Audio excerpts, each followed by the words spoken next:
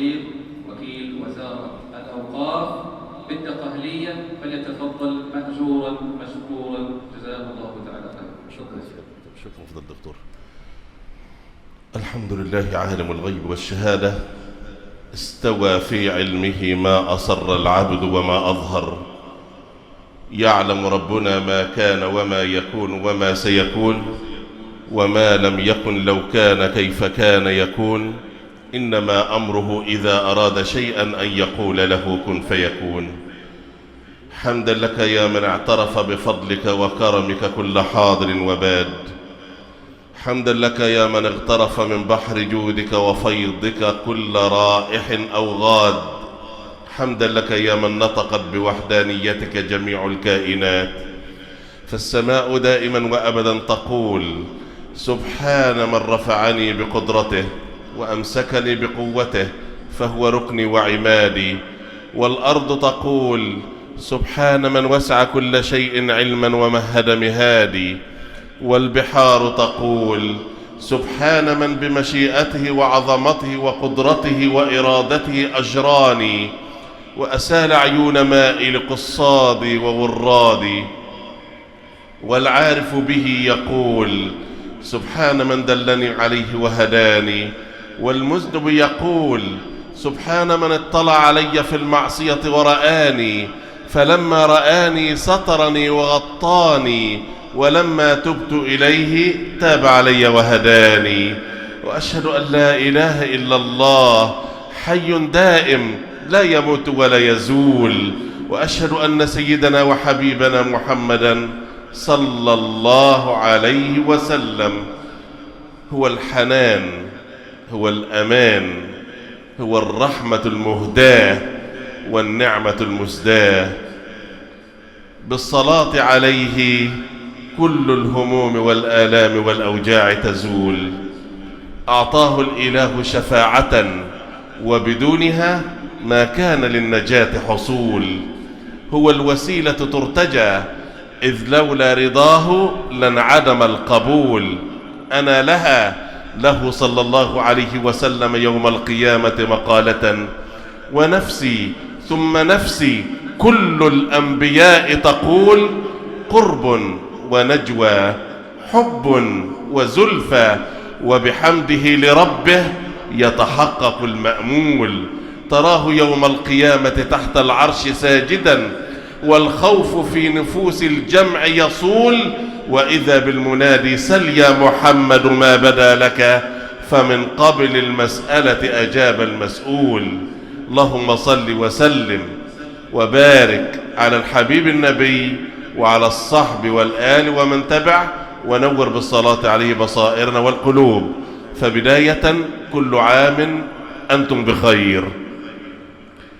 وإن كان لا ينبغي أن أتحدث بعد شيخنا وأستاذنا فضيلة الدكتور العلامة محمد المصطفى شيخنا، أسأل الله أن يمتعه بالصحة والعافية، وأن يطيل لنا في عمره، وأن ينفعنا بعلمه، إنك يا ربنا ولي ذلك والقادر عليه. شكرا لحضوركم الكريم واستجابتكم الطيبة في هذا البيت الطيب المبارك. شكرا لفضيلة الدكتور نبيل إمام المسجد، فضيلة الشيخ عبد الوهاب أبو العمايم ومشايخنا الحضور، شكر الله لكم. نعيش اليوم مع جانب الرحمة في حياة الحبيب النبي صلى الله عليه وسلم.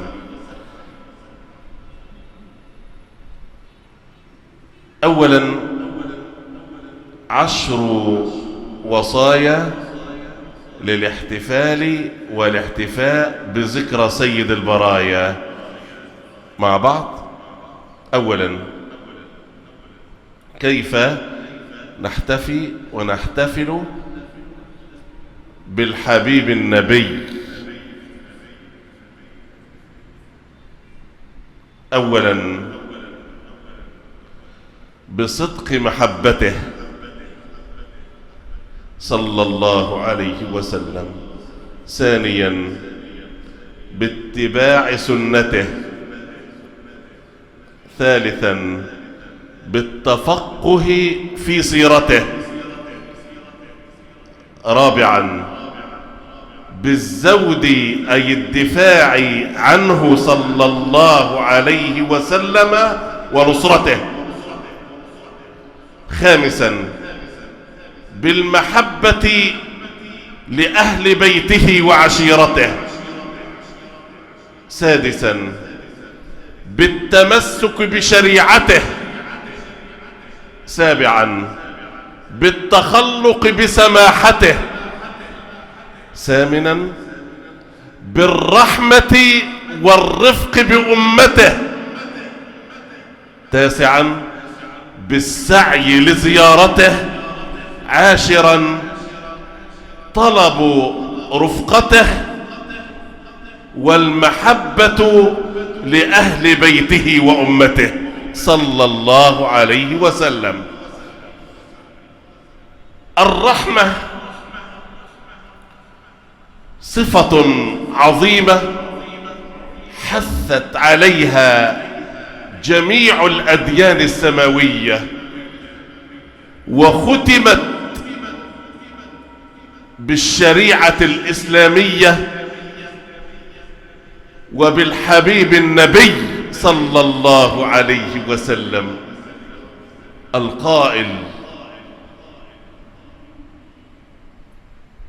إني لمكتوب عند الله في أول الكتاب لخاتم النبيين، وإن آدم لمنجدل في طينته، أي أن الحبيب النبي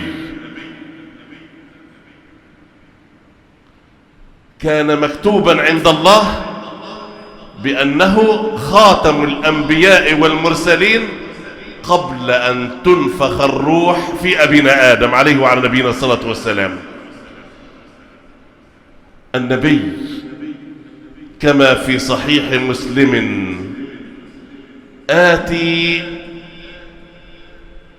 باب الجنة فأستفتح يوم القيامة،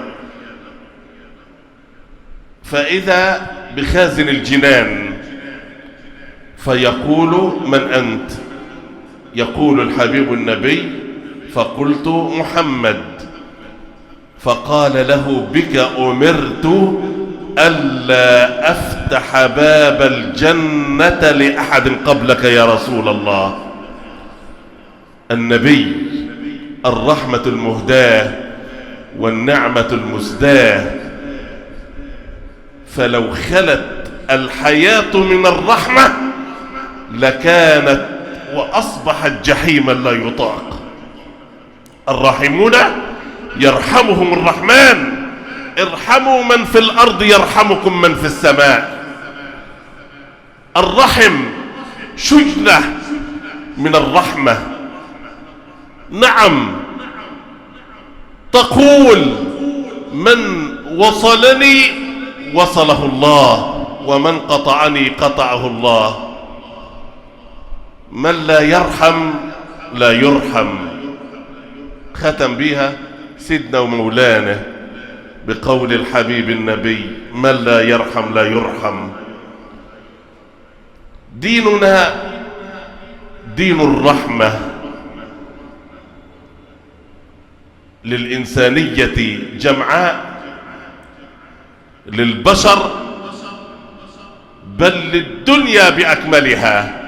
النبي صلى الله عليه وسلم دخل عليه جمع من الأعراب، فإذا بالإمام الحسن ابن الإمام علي يدخل على الحبيب النبي صلى الله عليه وسلم وهو طفل صغير، فإذا بالحبيب النبي يضمه إلى صدره ضمة حب وحنان ويقبله، فعجب من حوله فقالوا: أتقبلون صبيانكم؟ فقال لهم الحبيب النبي: نعم. فقالوا: يا رسول الله والله ما نقبل صبيا أبدا. فإذا بالحبيب النبي المعلم، إنما بعثت معلما، يعلم الدنيا بأكملها، فيقول لهم: أو أملك أن نزع الله الرحمة من قلوبكم؟ من لا يرحم لا يرحم. الرواية الثانية إن كان الأقرع بن حابس لما دخل سيدنا الإمام الحسن بن الإمام علي وضمه الحبيب النبي إلى صدره وقبله، فأخذه فضمه إلى صدره وقبله ووضعه على حجره، أجلسه على حجره، فقال له الأقرع ابن حابس: والله إن لي 10 من الولد يا رسول الله، ما قبلت أحدا منهم يوما قط. فقال له النبي صلى الله عليه وسلم: أو أملك أن نزع الله الرحمة من قلبك؟ من لا يرحم لا يرحم. ديننا دين الرحمة. النبي كان رحيما رفيقا بالدنيا بأكملها. الحبيب النبي صلى الله عليه وسلم كان رحيما بالنساء. استوصوا بالنساء خيرا. وآخر وصية لسيدنا النبي قال ايه؟ استوصوا بالنساء خيرا. كان رحيما لدرجة أنه إذا دخل بيته كان يكون في مهنة أهله. يعني إيه؟ بيقوم على خدمة أهل بيته.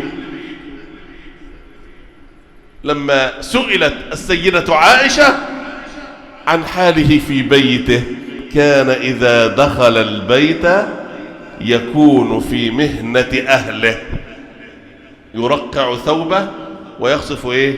نعله صلى الله عليه وسلم. وكان أرحم الناس بأهل بيته. النبي صلى الله عليه وسلم كان أرحم الناس بالناس وأرحم الدنيا بأكملها. لقد جاءكم رسول من أنفسكم عزيز عليه ما عنتم حريص عليكم بالمؤمنين رؤوف رحيم. حتى لا أطيل هلخص جوانب من الرحمة بسرعة. سيدنا النبي صلى الله عليه وسلم كان لو دخل في الصلاة كبر الله أكبر فسمع صوت طفل يبكي وبيصلي، كان يخفف في صلاته رحمة بالصبي. وفي الصلاة لو سمع طفل بيبكي كان بيخفف في الصلاة رحمة ايه؟ بالصبي صلى الله عليه وسلم. ما روي عن أبي قتادة: إني لأقوم في الصلاة أريد أن أطول فيها فأسمع بكاء الصبي فأتجوز أي أخفف في صلاتي صلى الله عليه وسلم كراهية أن أشق على أمه.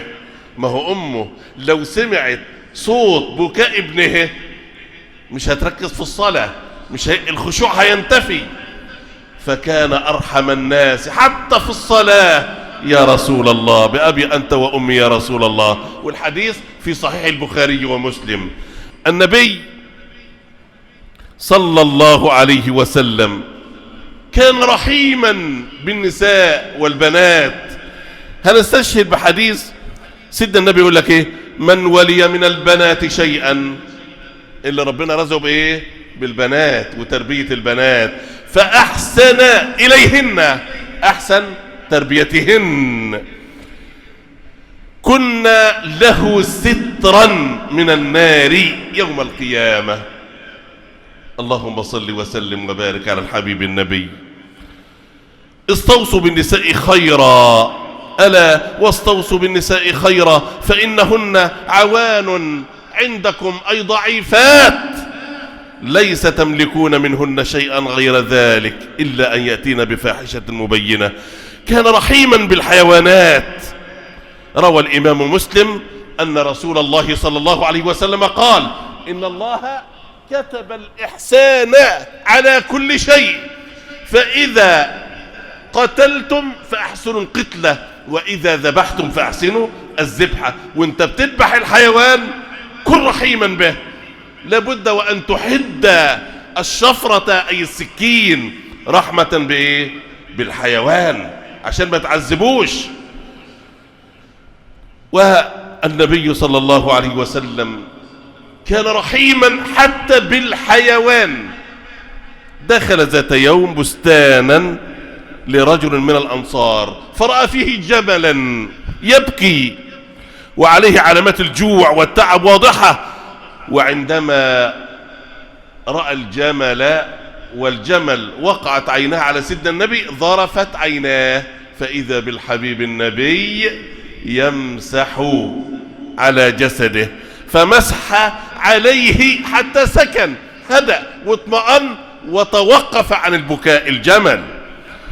فسأل الحبيب النبي عن صاحب هذا الجمل، فجاء فتى من الأنصار، قالوا إنه لفتى من الأنصار يا رسول الله. فحضر الصبي قال له: أفلا تتقي الله في هذه البهيمة التي ملكك الله إياها؟ أنت ما بتتقيش ربنا في البهيمة اللي ربنا ملكك إياها، يعني ليه بتتعب الجمل وتجيعه؟ فقال الحبيب النبي: إنه شكى لي أنك تجيعه وتتعبه. الحبيب النبي صلى الله عليه وسلم كان رحيما بالدنيا بأكملها. فضل الدنيا يا شيخ مولانا.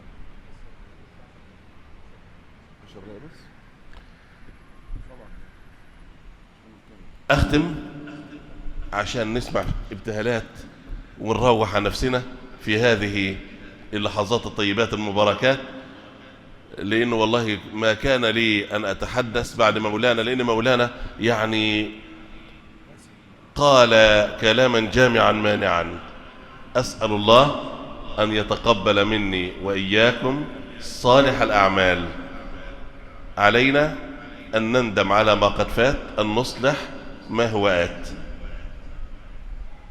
نتقي الله عز وجل في كل شيء، أن نوصي بعضنا البعض بالرحمة والتراحم فيما بيننا، الرحمة بالأطفال، الرحمة بالجيران، الرحمة بالصغار، الرحمة بالبنات، الرحمة بالسيدات، الرحمة بكل من تتعامل معه من البشر، لأن ديننا دين الرحمة، ولو خلت الحياة من الرحمة لأصبحت جحيما لا يطاق.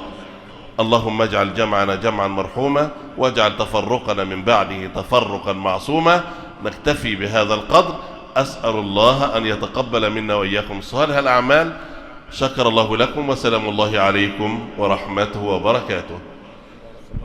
سيدنا وشيخنا الحجاز الحبيب نور العيون وللقلوب طبيب، في الأرض أحمد وفي السماء محمد، وعند الإله مقرب محمود. شكر الله لفضيلة العالم العلامة أستاذنا وكيل وزارة الأوقاف فضيلة الشيخ صفوت نظير على ما قدم من كلمات. نسأل الله عز وجل أن يبارك في علمه وفي أهله وأن يسدد